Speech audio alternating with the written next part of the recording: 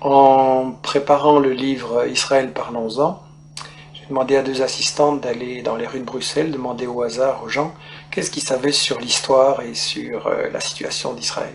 Les réponses étaient catastrophiques. Il y a en fait une ignorance du public, et je pense que cette ignorance n'est pas due au hasard. Ça fait 60 ans que les médias européens, qui se disent les meilleurs du monde, informent le public, et on constate qu'en fait le public ne sait pas l'essentiel. Je pense que c'est dû à une opération de propagande israélienne relayée par les médias, et je l'ai résumé dans ce que j'ai appelé les 10 grands médias mensonges qui justifient Israël.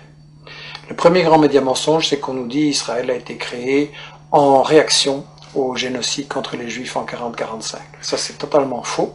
En fait, c'est un projet colonial qui est bien plus vieux, qui a été décidé au congrès de Bâle en 1897. Le mouvement nationaliste juif décide de coloniser la Palestine. À ce moment-là, on emploie le mot colonialisme, il n'est pas du tout honteux. Et ils font appel aux puissances coloniales de l'époque pour qu'ils se rendent compte qu'ils ont besoin d'être protégés. Ils demandent à l'Empire turc qui n'est pas intéressé, mais l'Empire britannique lui est très intéressé parce qu'il veut absolument avoir des colons qui vont être installés là au milieu du monde arabe, entre la partie ouest et la partie est. Ils veulent affaiblir l'Égypte qui est une puissance qui les inquiète, ils veulent contrôler le canal de Suez qui est la route vers la colonie des Indes qui leur apporte énormément. Ensuite, les États-Unis vont prendre le relais, eux ce qui les intéresse c'est le pétrole, ils veulent un flic du pétrole. Et donc cette création coloniale d'Israël ne date pas du tout de 40-45, c'est bien plus tôt, c'est un projet colonial. Il faut rappeler qu'à l'époque, les puissances coloniales européennes se partagent l'Afrique comme un vulgaire morceau de gâteau. Il y a une conférence à Berlin en 1885 avec l'Angleterre, la France, le Portugal, la Belgique, l'Allemagne. On se partage l'Afrique comme un vulgaire gâteau. Il n'y a évidemment aucun Africain qui est installé, qui est invité, je veux dire. Et donc on est vraiment dans l'époque coloniale. Israël, c'est un projet colonial, il faut le dire. Alors, le deuxième grand mythe qui justifie Israël, c'est oui, mais les Juifs, en fait, ils retournent sur la terre dont ils auraient été chassés par l'Empire romain en 70 après Jésus-Christ.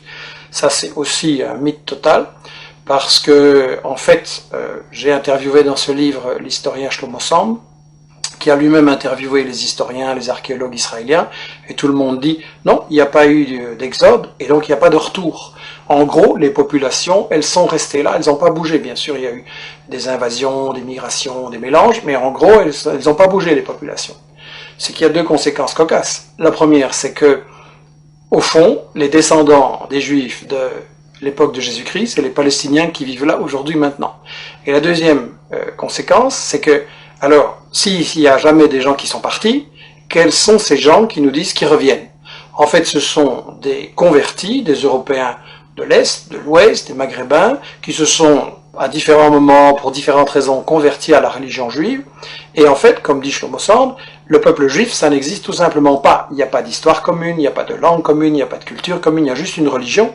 Mais une religion, c'est pas un peuple. On ne parle pas de peuple chrétien, de peuple musulman, et donc pas de peuple juif non plus. Alors, le troisième grand mythe, c'est l'idée que, en fait, c'est pas grave s'ils se sont installés là en Palestine pour coloniser, parce que nous dit-on, c'était un désert, c'était une terre sans peuple, donc c'était vide. Ça aussi, c'est un mensonge total. En réalité, les témoins de l'époque, déjà au 19e, début 19e, disent la Palestine, c'est un océan de blé. Il y a des cultures et des exportations, notamment vers la France, de l'huile, du savon, les fameuses oranges de Jaffa, et d'ailleurs, quand les colons britanniques et puis les colons juifs vont vouloir s'installer en Palestine à partir de 1920, les paysans palestiniens refusent de céder leurs terres, et donc il y a des révoltes, il y a des grèves générales, il y a des manifestations avec de nombreux morts, il va même y avoir une guérilla en Palestine, donc c'était tout sauf un désert, et tout ça n'a été brisé que par une répression très très féroce de l'occupant britannique et des sionistes ensuite. Alors on nous dit, oui c'est vrai, il y avait des Palestiniens, mais enfin ils sont partis d'eux-mêmes. Ça aussi c'est faux.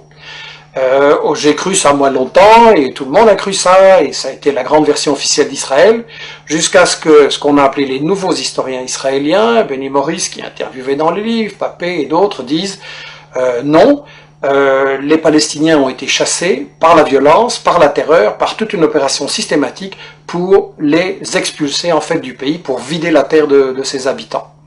Donc ça c'est encore un mythe absolu, et ça c'est pour disons la partie historique. l'histoire d'Israël, tout ce qu'on nous cache, qui est très très important à comprendre. Et ensuite, ce qu'on nous dit sur la période actuelle, c'est que de toute façon, Israël, c'est la seule démocratie au Moyen-Orient et que donc il faut la défendre, c'est un État de droit.